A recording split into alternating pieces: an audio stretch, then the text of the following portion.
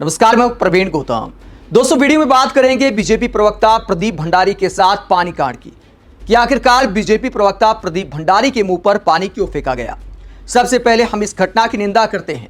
किसी भी पार्टी के प्रवक्ता के साथ या किसी भी नेता के साथ या आम पब्लिक के साथ कभी भी ऐसा नहीं होना चाहिए। हिंसा का राजनीतिक बहस में कोई स्थान नहीं है।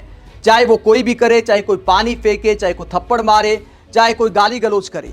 इस तरह की टीवी डिबेट देश में नफरत को फैलाती हैं और प्रदीप भंडारी के साथ जो हुआ वो भी सरासर गलत हुआ है। लेकिन इसके पीछे की कहानी क्या है? आखिरकार वामपंथी नेता विवेक श्रीवास्तव को इतना गुस्सा क्यों आया कि प्रदीप भंडारी के मुंह पर पानी फेंक दिया? इसके पीछे की पूरी कहानी आपको बताएंगे, जो इस देश में बहस का विषय होनी चाहिए। पहले दिखाते हैं कि पानी किस तरह फेंका गया प्रदीप भंडारी को लेकर, जिसकी सोशल मीडिया पर काफी चर्चाएं हैं। ये वीडियो आप देख सकते हैं जिसमें प्रदीप भंडारी के मुंह पर पानी फेंका जा रहा है। माफ कीजिए, ये क्या है? ये वामपंथी नेता विवेक श्रीवास्तव हैं, जिन्हें गुस्सा आ जाता है। आप एक बार फिर देखिए, गुस्से में प्रदीप भंडारी के मुंह पर पानी फेंकते हैं। नाविका कुमार का मुंह खुला रह जाता है कि आखिरकार हुआ तो हुआ क्या। आनंद रंगनाथन भी डर जाते हैं कि भैया कहीं मेरे साथ भी कुछ ना हो जाए, वो भी साइड में हो लेते हैं। प्रदीप भंडारी इसके बाद कहते हैं मेरे साथ बहुत गलत हुआ है, मैं बहस छोड़कर जा रहा हूं, खड़े हो जाते हैं।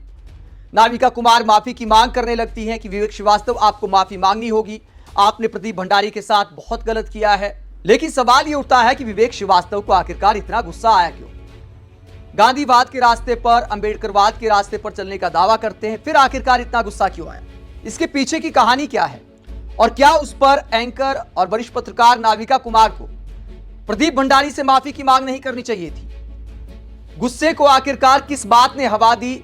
विवेक श्रीवास्तव इतना गुस्से में क्यों आए? दूसरा वीडियो आपको दिखाते हैं कि पूरे मामले की शुरुआत कहां से होती है। प्रदीप भंडारी का ये स्टेटमेंट आप सुनिए। आप एक पॉलिटिकल रावण हो देश के अंदर, क्योंकि आप इस देश के खिलाफ हो। तो साफ तौर पर बीजेपी प्रवक्ता प्रदीप भंडारी अपमान करते हैं विवेक श्रीवास्तव का, उन्हें पॉलिटिकल रावण बताते हैं, उन्हें देश के खिलाफ बताते हैं।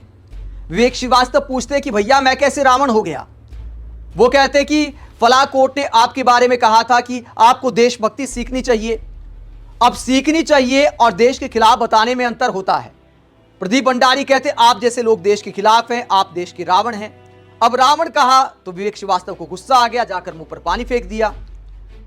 कायदा यह बनता था कि नाविका कुमार को प्रदीप भंडारी से भी माफी की मांग करनी चाहिए थी जब उन्होंने सामने बैठे नेता को रावण कहा। लेकिन एंकर को गुस्सा नहीं आया, क्योंकि विपक्षी नेताओं का अपमान साधारण बात है, कोई भी कर सकता है, कोई भी देश के खिलाफ बता सकता है, देश के खिलाफ साजिश करने वाला बता सकता है। हमारे एंकर उसको आराम से हजम कर जाते हैं। लेकिन बीजेपी नेता के साथ गलत होता है तो उसके बाद माफी के लिए पूरा अभियान चला दिया जाता है। फिर गांधीवाद की बात याद दिलाने लग जाती है कि ऐसी बात स्वीकार नहीं की जा सकती। तो क्या ये स्वीकार किया जा सकता है कि बिना सबूत के किसी को भी देश के खिलाफ बता दो?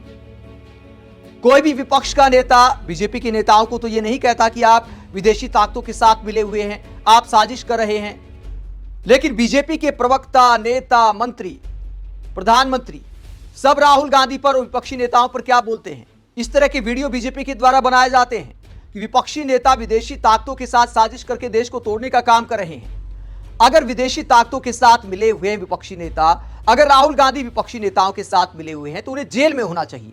सबूत जुटाइए, देश के सामने रखिए। आपकी सुरक्षा एजेंसियां हैं, आपके पास रो है, अजीत डोभाल हैं, इन सारी एजेंसियों का इस्तेमाल करके देश को तोड़ने वाली ताकतों के खिलाफ सबूत जुटाइए, देश के सामने रखिए। और ऐसे नेताओं की जगह जेल में बनती है, फिर संसद में नहीं बनती है। अगर सबूत नहीं है आपके पास तो किसी को देश के खिलाफ बताना अपने आप में देशद्रोह है। आप सोच कर देखिए, किसी को भी देश के खिलाफ बताया जाता है, देशद्रोही बताया जाता है तो किसी को भी गुस्सा आएगा। और शायद उसी गुस्से में विवेक श्रीवास्तव ने प्रदीप भंडारी के मुंह पर पानी फेर दिया। एंकर नाविका कुमार को प्रदीप भंडारी को भी टोकना चाहिए। दोस्तों, कमाल यह है कि जब विवेक श्रीवास्तव ने यह कहा कि मैंने पानी इसलिए फेंका क्योंकि प्रदीप भंडारी ने मुझे देश के खिलाफ बताया, मुझे रावण कहा, तो नाविका कुमार प्रदीप भंडारी को इस लॉजिक के साथ डिफेंड करती हैं कि ऐसे तो बहुत सारे लोग पीएम मोदी को भी रावण बोलते हैं, तो इतनी सी बात पर क्या आप पानी फेंक देंगे? मतलब इतनी सी बात है, क्या किसी एंकर को रावण कहा जाएगा तो चल जाएगा क्या? देश के खिलाफ बताया जाएगा तो चल जाएगा क्या? इस देश में बीजेपी वाले भी देश से प्यार करते हैं, कांग्रेस वाले भी देश से प्यार करते हैं, वामपंथी भी देश से प्यार करते हैं। विचारधारा सबकी अलग हो सकती है, लेकिन आप किसी के देश प्रेम पर सवाल नहीं उठा सकते। आप किसी को देश के खिलाफ नहीं बता सकते। अगर कोई देश के खिलाफ है तो फिर कहता हूं उसे जेल में होना चाहिए। इसीलिए विवेक श्रीवास्तव को गुस्सा आया। बार बार आखिरकार कोई अपमान का घूंट क्यों पिएगा?